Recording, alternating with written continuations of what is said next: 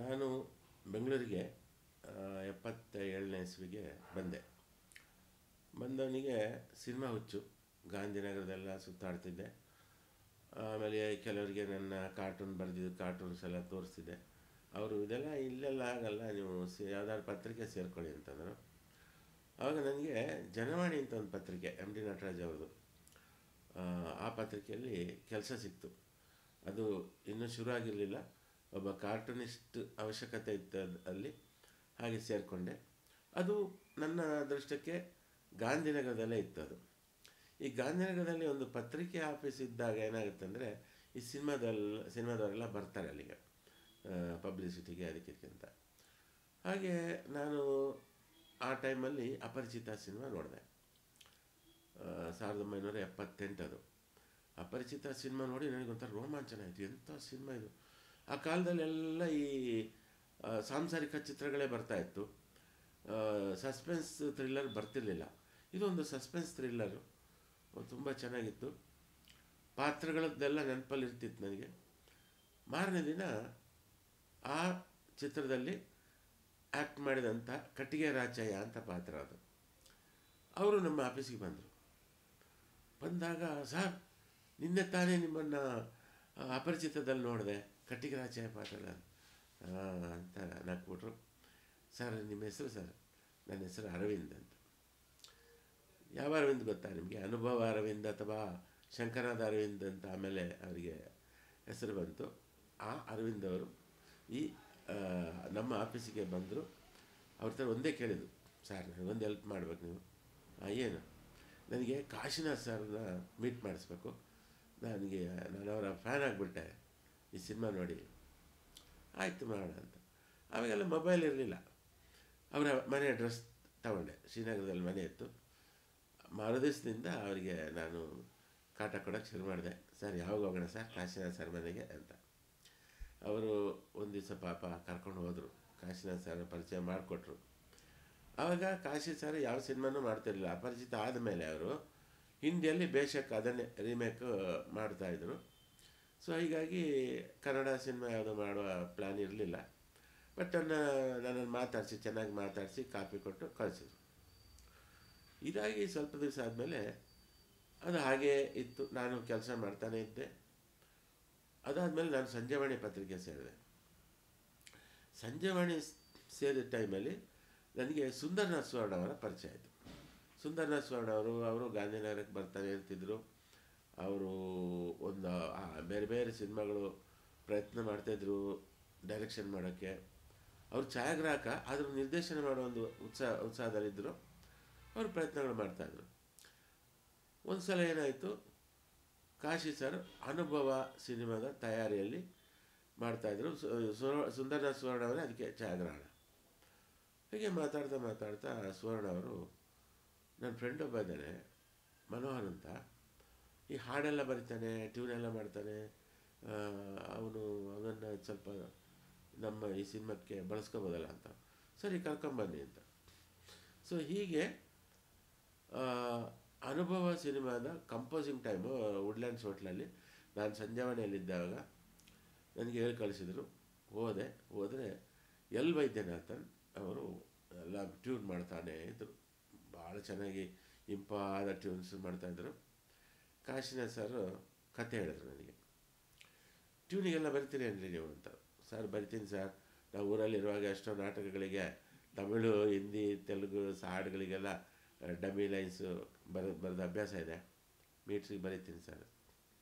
ಸರಿ ಹಾಗಾದರೆ ಈ ಸಿಚುವೇಶನ್ ಏನು ಅಂತಂದರೆ ಅಂತೆಲ್ಲ ವಿವರಿಸಿದರು. ವಿವರಿಸಿ ಆದಮೇಲೆ ಟ್ಯೂನ್ ಕೊಟ್ಟರು. ನಾನೆಲ್ಲ ನೋಟ್ ಮಾಡಿಕೊಂಡೆ, ಸನ್ನಿವೇಶ ಮಾಡಿಕೊಂಡು ತಾನನ ತಾನನ ತಾನನ ತಾನನ ತಾನನ ನಾನಿ ತಾನಿ ನಾನಿ ತಾನನ ನಾನ. ಅದು ನನಗೆ ತತ್ಕಾರ ಬರೆಯೋದು ಅಭ್ಯಾಸ ಇತ್ತು. ತಾನನ ತಾನ ತಾನಾನ ತಾನನ ತಾನಾನ. ಅದು ಕರೆಕ್ಟಾಗಿ ಹೋದೆ ದೂರ ಓ ಜೊತೆಗಾರ ಸೇರಲು ಬಂದಾಗ ನೀ ಅರಿಯದೆ ಹೋದೆ ಪ್ರೇಮದಿ ನಾ ಸಂದೇಶವ ತಂದಾಗ. ಇದನ್ನು ನಾನು ಬರ್ಕೊಟ್ಟೆ. ತಕ್ಷಣ ಕಾಶಿ ಸರ್ ನೋಡಿ ಓಕೆ ಅಂದರು. ಹಬ್ಬ ಪಾಸ್ ಆಗ್ಬಿಟ್ಟೆ ಅಂತ ಖುಷಿ ಆಯ್ತು ನನಗೆ. ಅದಾದಮೇಲೆ ಚರಣಗಳೆಲ್ಲ ತತ್ಕಾರ ಬರ್ಕೊಂಡು ಅವತ್ತು ರಾತ್ರಿ ಆ ಸಿನಿಮಾದ ಸಹನಿರ್ದೇಶಕ ಎ ಬಾಲಕೃಷ್ಣ ಅಂತ ಅವ್ರ ರೂಮಲ್ಲಿ ಕೂತ್ಕೊಂಡು, ಅಲ್ಲಿ ಸುಂದರ ಸ್ವರ್ಣ ಅವರು ಬರ್ತಿದ್ರು, ಆಮೇಲೆ ಸುನೀಲ್ ಕುಮಾರ್ ದೇಸಾಯಿ ಅವರು ಬರ್ತಿದ್ರು. ಸುನೀಲ್ ಕುಮಾರ್ ದೇಸಾಯಿ ಅವರು ಅನುಭವ ಚಿತ್ರಕ್ಕೆ ಸಹನಿರ್ದೇಶಕ. ಸೊ ಹೀಗಾಗಿ ಎಲ್ಲ ಕೂತ್ಕೊಂಡು ತಮಾಷೆ ಮಾತಾಡ್ತಾ ಜಾಲಿಯಾಗಿ ಅವತ್ತು ರಾತ್ರಿ ಎಲ್ಲ ಕೂತ್ಕೊಂಡು ಓದೇ ದೊರವ ಜೊತೆಗಾರ ಹಾಡು ಪೂರ್ತಿ ಕಂಪ್ಲೀಟ್ ಮಾಡಿ ಮಾರನೇ ದಿನ ಒಪ್ಪಿಸ್ಬಿಟ್ಟೆ. ಎಲ್ಲ ಏನು ಚೇಂಜ್ ಮಾಡಲಿಲ್ಲ ಕಾಚಾರು, ಓಕೆ ಇದು ಅಂತ. ಉಪೇಂದ್ರ ಅವರು ಏನೇ ಮಾಡಿದರೂ ವಿಶೇಷವಾಗಿ ಮಾಡೋದು ಅವರ ಜಾಯಮಾನ.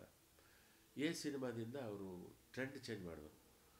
ಒಂದು ಈ ಸರ್ರಿಯಲಿಸ್ಟಿಕ್ ಸಿನಿಮಾ ಅಂತ. ಸರ್ರಿಯಲಿಸ್ಟಿಕ್ ಅಂದರೆ ರಿಯಲಿಸ್ಟಿಕ್ ಅಲ್ಲ, ಸರ್ರಿಯಲಿಸ್ಟಿಕ್.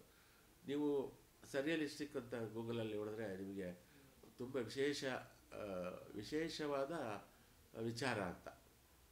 ಸೊ ಅವರು ಪಿಕ್ಚರಲ್ಲಿ ಮಾಡಿದ್ರು. ಅದಾದಮೇಲೆ ಉಪೇಂದ್ರ ಸಿನಿಮಾದಲ್ಲಿ ಒಂದು ಕಾನ್ಸೆಪ್ಟ್ ಇಟ್ಕೊಂಡು ಮಾಡಿದ್ರು. ಅಂದರೆ ನಾನು ಅನ್ನೋದು ಪ್ರತಿಯೊಬ್ಬ ಮನುಷ್ಯ, ಆಡಿಯನ್ಸ್ ಕೂಡ ಪ್ರತಿಯೊಬ್ಬರು ಇದು ನಾನು ಅಂದರೆ ಒಂದು ಮನಸ್ಸಿಗೆ ಪರ್ಸಾನಿಫೈ ಮಾಡಿ, ಅಂದರೆ ಮನಸ್ಸಿಗೆ ಅಭಿವ್ಯಕ್ತಿ ಕೊಟ್ಟು ಮಾಡಿದಂಥ ಸಿನಿಮಾ ಅದು ಉಪೇಂದ್ರ. ಅದು ಸರಿಯಲಿಸ್ಟಿಕ್ ಸಿನಿಮಾ, ಪ್ಯೂರ್ ಸರಿಯಲಿಸ್ಟಿಕ್ ಸಿನಿಮಾ ಅದು. ಈಗ UI ಮಾಡಿದಾಗ ನೋಡಿ ಅವರ ಬ್ರೈನ್ ಎಷ್ಟು ಅಂದರೆ UI ಅಂದರೆ ಒಂದು ತಿರುಪತಿ ವೆಂಕಟರಮಣ ಸ್ವಾಮಿಯ ನಾಮ ಅದು, ಯು ಮತ್ತು ಐ. ಅದರಲ್ಲಿ ನೀನು ನಾನು ಅಥವಾ ನೀವು ನಾನು ಅನ್ನೋದನ್ನು ಅವರು ಕಂಡುಹಿಡಿದಿದ್ದು ಯಾರಿಗೂ ಇಷ್ಟು ವರ್ಷ ಯಾರಿಗೆ ಯಾಕೆ ಹೊಳಿಲಿಲ್ಲ. ಅದು ಉಪೇಂದ್ರ ಅವರಿಗೆ ಹೊಳೆದಿದ್ದು, ಮತ್ತು ಅವ್ರಿಗೋಸ್ಕರ ಅದು ಕಾಯ್ತಾ ಇತ್ತೋ ಏನೋ UI. ಬಟ್ ಆ ಥರ ಆ ಸಿನಿಮಾಕ್ಕೆ ತಿರುಪ್ತಿ ನಾಮ ಇಟ್ಕೊಂಡು ಸಿನಿಮಾ ಮಾಡಿದ್ರೆ ಏನಾಗುತ್ತೆ, ನಮ್ಮಲ್ಲಿ ಅಸೂಯೆ, ಹೊಟ್ಟೆ ಉರಿ, ಜಲಸಿ ಎಲ್ಲ ಇರೋರು ಗಲಾಟೆ ಮಾಡ್ತಾರೆ. ನಮ್ಮ ಧರ್ಮದ ಸಂಕೇತವನ್ನು ನೀನು ಸಿನಿಮಾ ಟೈಟ್ಲಾಗಿ ಯೂಸ್ ಮಾಡಿದ ಅಂತ ಗಲಾಟೆ. ಅದಕ್ಕೆ ಬೇಡ ಅಂತ ಕುದುರೆ ಲಾಳ ಮತ್ತು ಅದಕ್ಕೊಂದು ಬೆಂಕಿ ಇದನ್ನು ಇಟ್ಬಿಟ್ರು UI. ನೋಡಿ ಅಲ್ಲೂ ಕೂಡ ಎಂಥ ಅರ್ಥ ಅಂದರೆ, ಕುದುರೆ ಲಾಳ ಯಾವುದರ ಸಂಕೇತ? ಕುದುರೆಯ ಕಾಲಿಗೆ ಲಾಳ ಹಾಕ್ತಾರೆ. ಲಾಳ ಯಾವಾಗ ಹಾಕ್ತಾರೆ ಅಂದರೆ, ಕುದುರೆಗಳು ಯುದ್ಧಕ್ಕೆ ಹೊರಡುವಾಗ ಅದಕ್ಕೆ ಮುಂಚೆ ಲಾಳ ಹಾಕ್ಬಿಡ್ತಾರೆ. ಯಾಕಂದರೆ ಕುದುರೆಗಳು ಸ್ಪೀಡಾಗಿ ಓಡ್ತಾ ಇರ್ತವೆ. ಓಡ್ತಾ ಓಡ್ತಾ ಓಡ್ತಾ ಕಾಲು ಸವಿಯುತ್ತೆ ಕುದುರೆಗಳಿಗೆ. ಕಾಲು ಸವಿದ್ರೆ ತೂತಾಗುತ್ತೆ, ನೋವಾಗುತ್ತೆ. ಅದಕ್ಕೆ ಲಾಳ ಹಾಕ್ತಾರೆ, ಕುದುರೆ ಲಾಳ. ಅಂದರೆ ಕುದುರೆ ಲಾಳ ಯುದ್ಧದ ಸಂಕೇತ, ಆಯಿತಾ? ಇರೋದು ಆ ಬೆಂಕಿ, ಅಂದರೆ ಬೆಂಕಿ ಉರಿ, ಆ ಒಂದು ರೋಷ, ಯುದ್ಧದ ಇದು. ಪ್ರತಿಯೊಬ್ಬ ಮನುಷ್ಯನು ಇಲ್ಲಿ ಯುದ್ಧ ಮಾಡ್ತಾನೆ ಇರ್ತಾನೆ. ತನ್ನ ಸಂಸಾರಕ್ಕೋಸ್ಕರ, ದುಡ್ಡಿಗೋಸ್ಕರ ಯುದ್ಧ ಮಾಡ್ತಾನೆ, ಸಾಲ ಕಟ್ಟೋದಕ್ಕೆ ಯುದ್ಧ ಮಾಡ್ತಾನೆ. ಪ್ರತಿಯೊಂದು ನಮ್ಮ ಜೀವನವು ನಾವು ಸೈಲೆಂಟಾಗಿ ಯುದ್ಧ ಮಾಡ್ತಾನೆ ಇರ್ತೀವಿ. ಅದನ್ನು ಅವರು UI ಲಾಳ ಮತ್ತು ಬೆಂಕಿ ಎಲ್ಲ ತೋರಿಸಿದ್ದಾರೆ. ಟೈಟ್ಲಲ್ಲೇ ಇಷ್ಟ. ಆದರೆ ಇನ್ನು ಒಳಗಡೆ ಏನು ಅಂತಂದರೆ, ಹೇಗೆಲ್ಲ ಪ್ರಪಂಚದಲ್ಲಿ ಎಷ್ಟು ಕರಪ್ಷನು, ಭ್ರಷ್ಟ ಜನ, ಎಂತೆಂಥ ಇವರು ನಾಟಕಗಳು, ಇದೆಲ್ಲವನ್ನು ಅವರು ಅದರಲ್ಲಿ ಎರಡು ಪಾತ್ರ, ಒಂದು ಸತ್ಯ, ಇನ್ನೊಂದು ಕಲ್ಕಿ. ಕಲ್ಕಿ ಅನ್ನೋದು ನೆಗೆಟಿವ್ ಪಾತ್ರ, ಸತ್ಯ ಅನ್ನೋದು ಪಾಸಿಟಿವ್ ಪಾತ್ರ. ಅಂದರೆ ಮನುಷ್ಯರಲ್ಲಿ ಪಾಸಿಟಿವ್ ನೆಗೆಟಿವ್ ಎರಡೂ ಇರುತ್ತೆ. ಜೊತೆಗೆ ನಮ್ಮಲ್ಲಿ ಒಂದಷ್ಟು ಜನ ಪಾಸಿಟಿವ್ ಮೆಂಟಾಲಿಟಿಯವರು, ಇನ್ನೊಂದಷ್ಟು ಜನ ನೆಗೆಟಿವ್ ಮೆಂಟಾಲಿಟಿಯವರು. ಅಲ್ಲಿ ನಮ್ಮ ಇವರು ಅಚ್ಯುತ್ ಕುಮಾರ್ ಅವರು ಮಾತಾಡ್ತಾರೆ, 12 ಗಂಟೆ ಸರಿಯಾಗಿ ಹುಡ್ತಾನೆ ಕಲ್ಕಿ ಅಂತ. ಅದರ ಅರ್ಥ, ನಮ್ಮ ದೇಶಕ್ಕೆ ಸ್ವಾತಂತ್ರ್ಯ ಬಂದಿದ್ದು 12 ಗಂಟೆಗೆ. ಆ 12 ಗಂಟೆಗೆ ಹುಟ್ಟಿದ್ದು ಸ್ವಾತಂತ್ರ್ಯ ಅಲ್ಲ, ಅದು ಕಲ್ಕಿ. ಅಂದರೆ ಒಂದು ನೆಗೆಟಿವ್ ಸಿಕ್ಕಿದೆ ನಮಗೆ. ಇವತ್ತು ಒಂದು ದೇಶದ ಅರಣ್ಯ ಸಂಪತ್ತನ್ನು ಎಷ್ಟು ನಾಶ ಮಾಡಿದ್ದಾರೆ ಈ 75 ವರ್ಷದಲ್ಲಿ. 50 ಲಕ್ಷ ಹೆಕ್ಟೇರು ಅರಣ್ಯ ನಾಶ ಮಾಡಿದ್ದಾರೆ. ಬೇರೆ ಬ್ರಿಟಿಷರಲ್ಲ, ನಮ್ಮವರೇ ನಾಶ ಮಾಡಿದ್ದಾರೆ. ಅಂದರೆ ನಾವೆಂಥ ಭಾರತೀಯರು, ನಮ್ಮ ದೇಶವನ್ನು ನಾವೇ ಕಿತ್ತು ತಿಂತಾ ಇದ್ದೀವಿ ಅನ್ನೋದು. ಅದು ಕೂಡ ಇದರಲ್ಲಿ ಒಂದು ರೀತಿಯಲ್ಲಿ ಇಂಡೈರೆಕ್ಟಾಗಿ ಅವರು ಹೇಳಿದ್ದಾರೆ. ಒಂದು ಪಾತ್ರ ಅಲ್ಲಿ ಸಾಧು ಕೋಕಿಲ ಅವರು ಬಫೂನ್ ಥರ ತೋರಿಸಿದ್ದಾರೆ. ಅಲ್ಲಿ ನನಗೊಂದು ಏನನ್ನಿಸ್ತು ಅಂದರೆ, ಒಳ್ಳೆ ವಿಚಾರಗಳನ್ನ ಯಾರಾದರೂ ಹೇಳ್ತಾ ಇದ್ದರೆ ಅವರ ಜನ ಬಫೂನ್ ಥರ ನೋಡ್ತಾರೆ ಅನ್ನೋದು. ಸಾಧು ಅವ್ರ ಹತ್ರ ಒಳ್ಳೊಳ್ಳೆ ವಿಚಾರಗಳನ್ನ ಹೇಳಿಸಿದ್ದಿದ್ರೆ ಆ ಬಫೂನ್ ವೇಷದಲ್ಲಿ ಚೆನ್ನಾಗಿರ್ತಿತ್ತು ಅಂತ ಅನ್ನಿಸ್ತು. ಸೊ ಅದವರು ಹೇಳ್ತಾರೆ, ಮಾತಾಡ್ತಾರೆ, ಬಟ್ ಅವರು ಫಿಲಾಸಫಿಕಲಿ ಏನು ಹೇಳ್ತಾ ಇಲ್ಲ. ಫಿಲಾಸಫಿಕಲ್ ಆಗಿ ಹೇಳಿಸಿದ್ದಿದ್ರೆ ಇನ್ನೂ ಚೆನ್ನಾಗಿರೋದು, ಆ ಪಾತ್ರಕ್ಕೆ ಇನ್ನೂ ಅರ್ಥ ಬರೋದು. ಫಿಲಾಸಫಿಕಲ್ ಆಗಿ ಮಾತಾಡೋರನ್ನ ಬಫೂನ್ ಥರ ನೋಡ್ತಾರೆ ಜನ ಅಂತ, ಸಾಧು ಬಫೂನ್ ಥರ ಇದು ಮಾಡ್ತಿದ್ರು. ಈ ಥರ ಒಂದು ಮಾಡ್ಬೋದಾಗಿತ್ತು. ಬಟ್ ಒಟ್ಟಲ್ಲಿ ಒಂದು ಕಲ್ಕಿಂತ ಒಂದು ಪಾತ್ರ, ಒಂದು ಸತ್ಯ ಅನ್ನೋ ಒಂದು ಪಾತ್ರ. ಸತ್ಯಕ್ಕೆ ಎಷ್ಟು ಕಷ್ಟ ಇದೆ, ಸತ್ಯ ಹೇಳೋರಿಗೆ ಎಷ್ಟು ಕಷ್ಟ ಇದೆ ಅನ್ನೋದು ಅದು ತೋರಿಸಿದ್ದಾರೆ. ಸೊ ಒಂದು ಕ್ಲೈಮ್ಯಾಕ್ಸು ಭಾಳ ಚೆನ್ನಾಗಿ ಮಾಡಿದ್ದಾರೆ. ಅಂದರೆ ನಾವು ಯೋಚನೆ ಮಾಡೋದಕ್ಕೆ ಉಪೇಂದ್ರ ಅವರು ದಾರಿ ಮಾಡಿಕೊಟ್ಟಿದ್ದಾರೆ. ಆದಷ್ಟು ನಮಗೆ ಅರ್ಥ ಆಗೋ ರೀತಿಯಲ್ಲಿ ಮಾಡಿದ್ದಾರೆ. ಅರ್ಥ ಆಗದೇ ಇರುವಂಥದ್ದು ಏನೂ ಅಲ್ಲ ಈ ಸಿನಿಮಾ. ತುಂಬ ಎಲ್ಲರೂ ತುಂಬ ಜನ ಈ ಸಿನಿಮಾ ನೋಡಬೇಕು. ನೋಡಿದಷ್ಟು ನಿಮಗೆ ಬೇರೆ ಬೇರೆ ಅರ್ಥಗಳು ಸಿಗ್ತವೆ ಅಷ್ಟೇ. ಈ ಸಿನಿಮಾದ ಬಗ್ಗೆ ನೀವೆಲ್ಲ ಹೆಚ್ಚಿನವರು ನೋಡಿದ್ದೀರ, ನಿಮಗೆ ಒಂದೊಂದು ರೀತಿಯಲ್ಲಿ ಅರ್ಥ ಆಗಿರುತ್ತೆ. ನನಗಂತೂ ಅರ್ಥ ಆಗಿರೋದನ್ನ ನಾನು ನಿಮಗೆ ಹೇಳಿದೆ. ಒಟ್ಟಲ್ಲಿ ಉಪೇಂದ್ರ ಅವರು ಗೆಲ್ಲಬೇಕು. ಜೊತೆಗೆ ಉಪೇಂದ್ರ ಅವ್ರನ್ನ ಹಾಕ್ಕೊಂಡು ಇದಕ್ಕೆ ತುಂಬ ಖರ್ಚು ಮಾಡಿದ್ದಾರೆ. ಇಷ್ಟು ಖರ್ಚು ಮಾಡಬೇಕಾದ್ರೆ ಪ್ರೊಡ್ಯೂಸರು ಅವರ ಒಂದು ಮನಸ್ಸನ್ನು ಧಾರೆ ಎರೆದಿದ್ದಾರೆ. ಅದರಲ್ಲಿ ಲಹರಿ ಸಂಸ್ಥೆಯ ಮನೋಹರ್ ನಾಯ್ಡು ಅವರು, ಲಹರಿ ವೇಲು ಅವರು, ಆಮೇಲೆ ಕನಕಪುರ ಶ್ರೀಕಾಂತ್ ಅವರು. ಸೊ ಇವರೆಲ್ಲ ಸೇರಿ ಇಂಥ ಒಂದು ಸಿನಿಮಾಕ್ಕೆ ಸಾಥ್ ಕೊಟ್ಟಿದ್ದಾರೆ. ಅವರಿಗೂ ಒಳ್ಳೆಯದಾಗಬೇಕು, ಅವರು ಗೆಲ್ಲಬೇಕು.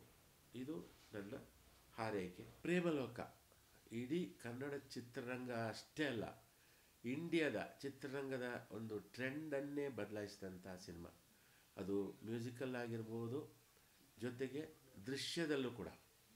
ಪ್ರೇಮಲೋಕದ ಹಾಡುಗಳ ದೃಶ್ಯ ಇದೆಯಲ್ಲ, ಆ ದೃಶ್ಯವನ್ನು ತೆಗೆದ ರೀತಿಯಲ್ಲಿ ಅದು ಇಡೀ ಬಾಲಿವುಡ್ ಅವರು ಕೂಡ ನೋಡಿ ತುಂಬ ಒಂಥರ ಆಶ್ಚರ್ಯ ಮತ್ತು ವಿಸ್ಮಯ, ಆಮೇಲೆ ಖುಷಿ. ನಾವು ಈ ಥರ ಮಾಡ್ಬೋದು, ನಮ್ಮ ಹತ್ರ ದುಡ್ಡಿದೆ, ನಾವ್ಯಾಕೆ ಈ ಥರ ಮಾಡ್ತಾ ಇಲ್ಲ ಅಂತ ಯೋಚನೆ ಹೊರೆ ಹಚ್ಚಿದಂಥ ಸಿನಿಮಾ ಪ್ರೇಮಲೋಕ. ಇದು 1987 ಜನವರಿ 1 ಬಿಡುಗಡೆ ಆಯಿತು ಅಂತ ಗೂಗಲಲ್ಲಿ ದಾಖಲೆ ಇದೆ. ಸೊ ಈ ಪ್ರೇಮಲೋಕ ರವಿಚಂದ್ರನ್ ಸರ್ ಅವರು ಮತ್ತೆ ಇದನ್ನು ನಿರ್ಮಾಣ ಮಾಡ್ತಿದ್ದಾರೆ ತನ್ನ ಮಗನ್ನ ಹಾಕ್ಕೊಂಡು. ಜೊತೆಗೆ ಪ್ರೇಮಲೋಕದಲ್ಲಿ ಒಂದು ಈ ಹಾಡುಗಳನ್ನು ಯಾವ್ಯಾವ ರೀತಿ ತೆಗಿಬೋದು ಅಂತ ಒಂದು ತೋರಿಸ್ಕೊಟ್ರು. ಜೊತೆಗೆ ನಮ್ಮ ಗುರುಗಳಾದ ಹಂಸಲೇಖ ಸರ್ ಮ್ಯೂಸಿಕ್ ಕೂಡ ಯಾವ ಟ್ರೆಂಡೇ ಚೇಂಜ್ ಮಾಡಿ ಹೊಸ ಥರ ಮ್ಯೂಸಿಕ್ ಕೊಟ್ಟರು. ಅದು ಕೂಡ ಒಂಥರ ಎಲ್ಲ ಯಂಗ್ಸ್ಟರ್ಸ್ಗೆ ಒಂಥರ ರೋಮಾಂಚನ ಆಗುವಂಥ ಹಾಡುಗಳು. ಸೊ ಒಂದು ದಾಖಲೆಯೇ ನಿರ್ಮಾಣ ಮಾಡಿದಂಥ ಸಿನಿಮಾ ಈ ಪ್ರೇಮಲೋಕ. ಈಗ ಮತ್ತೆ ರವಿಚಂದ್ರನ್ ಸರ್ ಅವ್ರ ಮಗನ ಹಾಕ್ಕೊಂಡು ಮಾಡ್ತಾ ಇದ್ದಾರೆ. ಹಾಗಾಗಿ ನಾನು ರವಿಚಂದ್ರನ್ ಸಾರಿಗೆ ಶುಭ ಕೋರ್ತೀನಿ. All the best Ravichandran sir. ಇಷ್ಟೊತ್ತು ನಿಮ್ಮೊಂದಿಗೆ ನನ್ನ ಅಭಿಪ್ರಾಯಗಳನ್ನ ಹಂಚೋದಕ್ಕೆ ಅವಕಾಶ ಮಾಡಿಕೊಟ್ಟಂಥವರು RK ಮೂವಿ ಮನೆ. RK ಅಂದರೆ ರಾಮಕೃಷ್ಣ ಅಂತ ನನ್ನ ಆತ್ಮೀಯ ಸ್ನೇಹಿತರು. PR ಆಗಿ ಕೆಲಸ ಮಾಡಿದ್ದಾರೆ, ಪ್ರೊಡ್ಯೂಸರ್ ಆಗಿ ಕೆಲಸ ಮಾಡಿದ್ದಾರೆ, ಚಿತ್ರರಂಗಕ್ಕೆ ಸಾಕಷ್ಟು ಸೇವೆ ಸಲ್ಲಿಸಿದ್ದಾರೆ. ಅವ್ರದ್ದು ಮೂವಿ ಮನೆ ಅಂತ ಒಂದು ಚಾನಲ್, RK ಮೂವಿ ಮನೆ. ಅದು ಈ ಒಂದು ಚಾನಲ್ ಮೂಲಕ ನಾನು ನಿಮ್ಮೊಂದಿಗೆ ನನ್ನ ಕಷ್ಟ ಸುಖ ಹಂಚ್ಕೊಳ್ಳೋದಕ್ಕೆ ಅವಕಾಶ ಆಗಿದೆ. ನಾನು ಈ RK ಮೂವಿ ಮನೆ ಅದಕ್ಕೂ ಮತ್ತು ರಾಮಕೃಷ್ಣ ಅವರಿಗೂ ನಾನು